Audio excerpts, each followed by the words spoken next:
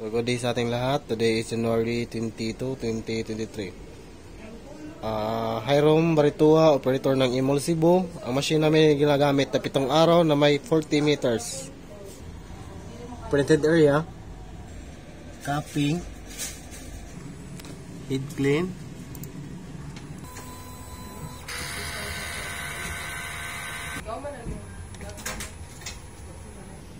so after mag-head clean, punasin natin yung wiper. Nozzle check. So ito yung result ng nozzle check. Ang mga tank level ay nasa tama lang.